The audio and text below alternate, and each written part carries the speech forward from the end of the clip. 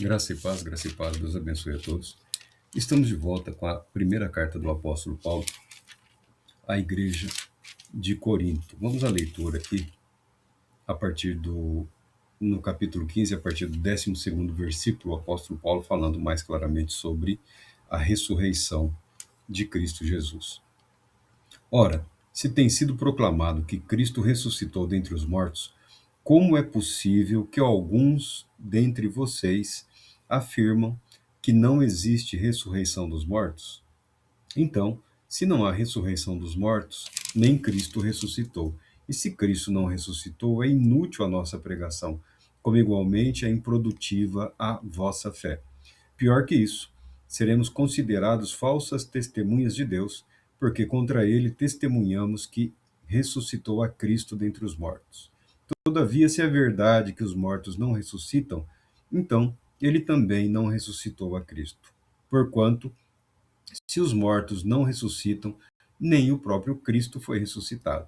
E se Cristo não ressuscitou, a vossa fé para nada serve, e continuais a viver em vossos pecados. Sendo assim, também os que dormiram em Cristo estão perdidos. Ora, se a nossa esperança em Cristo se restringe apenas a esta vida, somos os mais miseráveis de todos os seres humanos. Graças a Deus pela sua palavra.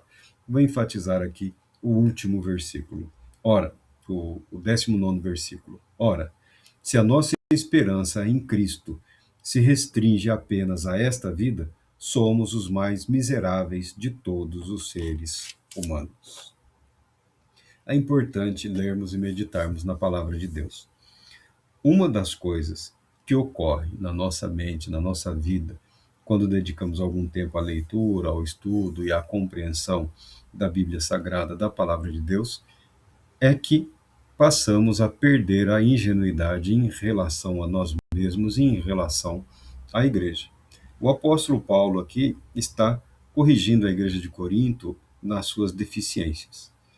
E uma das deficiências é que a igreja tolerava no seu meio pessoas que negavam a ressurreição de Cristo Jesus. A igreja não só tolerava, mas também permitia que essas pessoas transmitissem as suas convicções, os seus ensinamentos. Ou seja, havia um grupo de indivíduos naquela igreja que estava pregando que não existe ressurreição, que não existe ressurreição dos mortos. Morreu, acabou.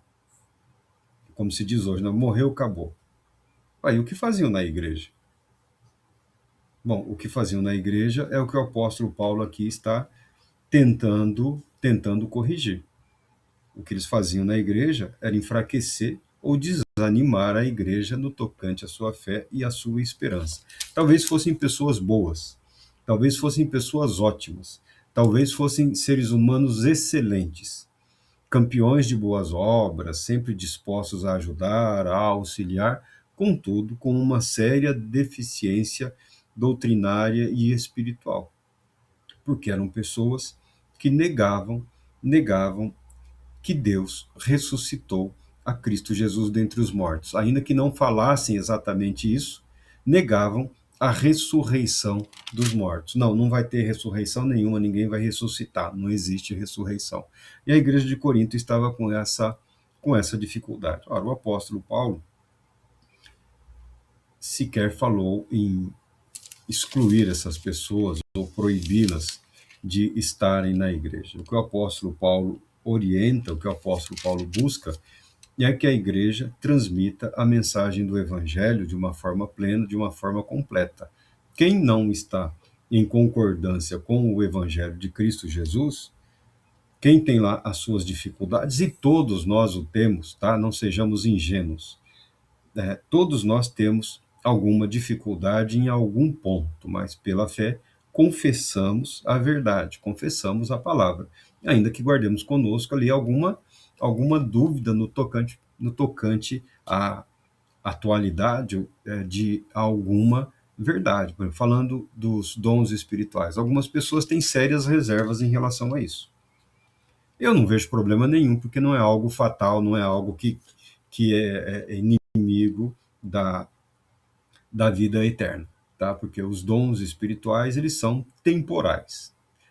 os dons aqui narrados nas cartas do apóstolo Paulo, citados também em Efésios, em Coríntios, o apóstolo Pedro resume em duas palavras, né?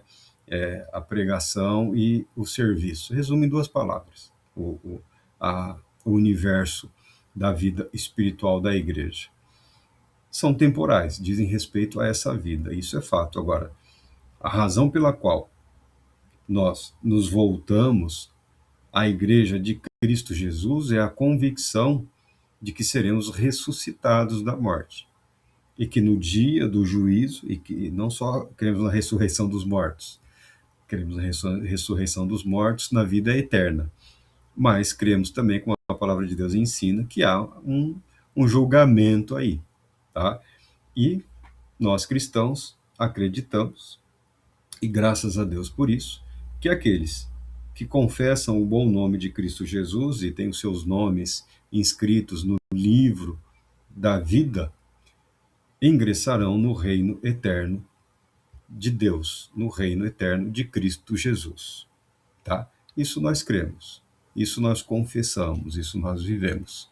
Agora, na igreja de Corinto tinha um povo lá, para escândalo, para espanto e admiração do apóstolo Paulo, que só não acreditava na ressurreição dos mortos, mas como também tinha o espaço para ensinarem contra a ressurreição, para atuarem contra. Isso a igreja não pode admitir.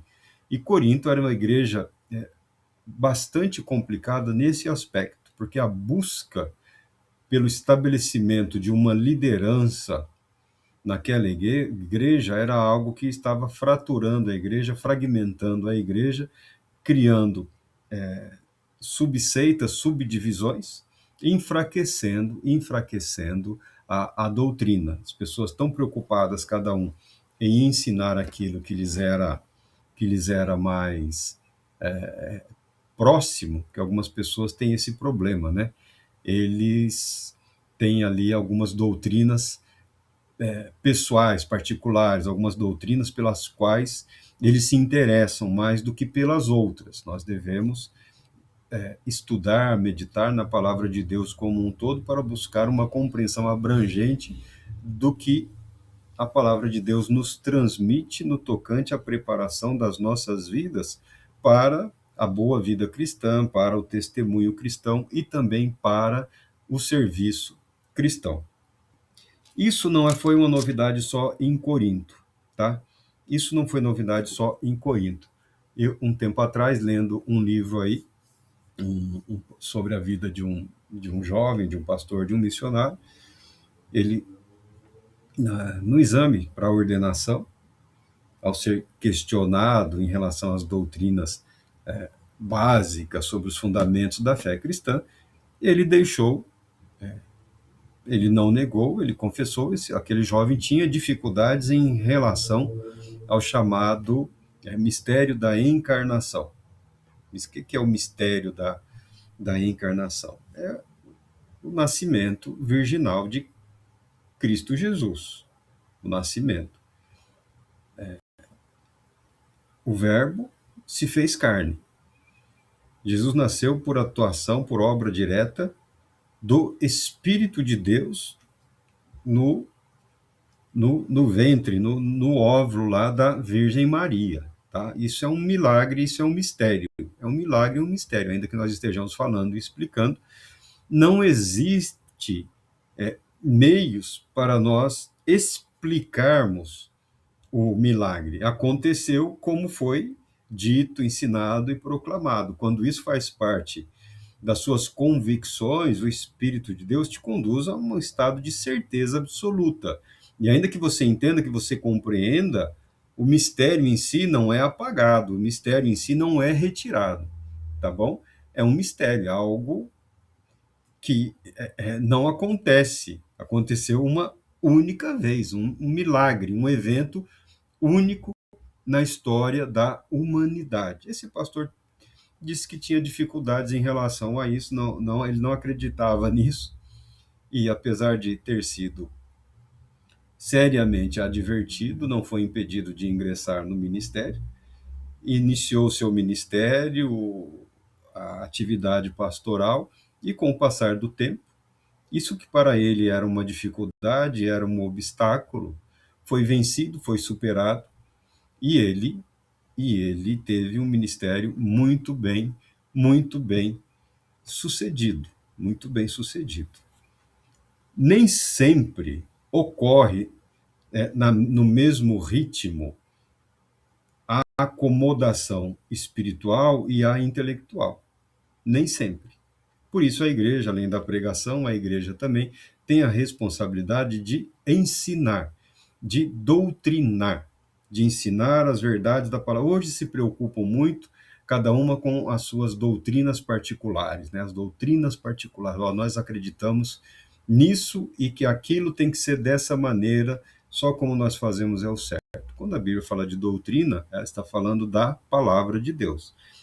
O pregador também tem a responsabilidade de transmitir o conhecimento escriturístico bíblico. Via de regra, com o tempo, essas dificuldades são vencidas, são superadas, à medida em que a pessoa aceita se submeter ao ensino, aceita se submeter à palavra de Deus, aceita que o Espírito Santo molde não só o seu espírito, mas também a sua mente, atue também no seu intelecto, moldando as suas convicções. Não é uma lavagem cerebral, tá? Não é uma lavagem cerebral, é um estado de convicção, é um estado mental, é algo do espírito que se processa também na nossa mente, na nossa consciência, é o que nós chamamos de fé. Mas na igreja de Corinto tinha esse detalhe constrangedor. Algumas pessoas estavam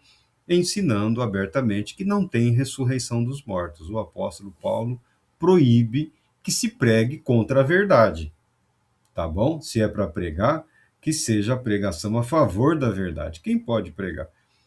Praticamente todos podem pregar. O que se espera é que se evite que o novo convertido, que o neófito assuma essas responsabilidades. Por quê? Porque ele precisa ser primeiro preparado, ele precisa ser treinado, ele precisa ter a sua fé alimentada, fortalecida. É o que não estava acontecendo na igreja de Corinto. Aparentemente, tem-se a ideia de que, por conta da fragmentação, da divisão da igreja, até pessoas pregando contra as doutrinas das Escrituras, negar a ressurreição de Cristo Jesus é negar que Jesus é o Cristo, tá bom? E é negar a salvação. E é negar a salvação. Ah, mas ele morreu pelos nossos pecados. Tá bom, e aí? Morreu pelos nossos pecados foram perdoados. Que bom, glória a Deus por isso. E a justificação e a santificação e o necessário processo de condução ao estado de glória, tal qual ele o foi. Corpos ressurretos e transformados à semelhança do corpo de Cristo Jesus, do corpo glorificado, do corpo que pode contemplar e viver na glória eterna. Sem a ressurreição, não há salvação. Somente uma etapa teria sido vencida, somente uma etapa teria sido superada. E o apóstolo Paulo chama a atenção da igreja para isso. Então, aqueles que estão preocupados com a pregação do evangelho, com o compromisso da igreja, nem sempre é suficiente e nem sempre é necessário a busca por novidades. A palavra de Deus, ela é suficiente. A palavra de Deus, ela é verdadeira. A palavra de Deus, ela é perfeitamente eficaz.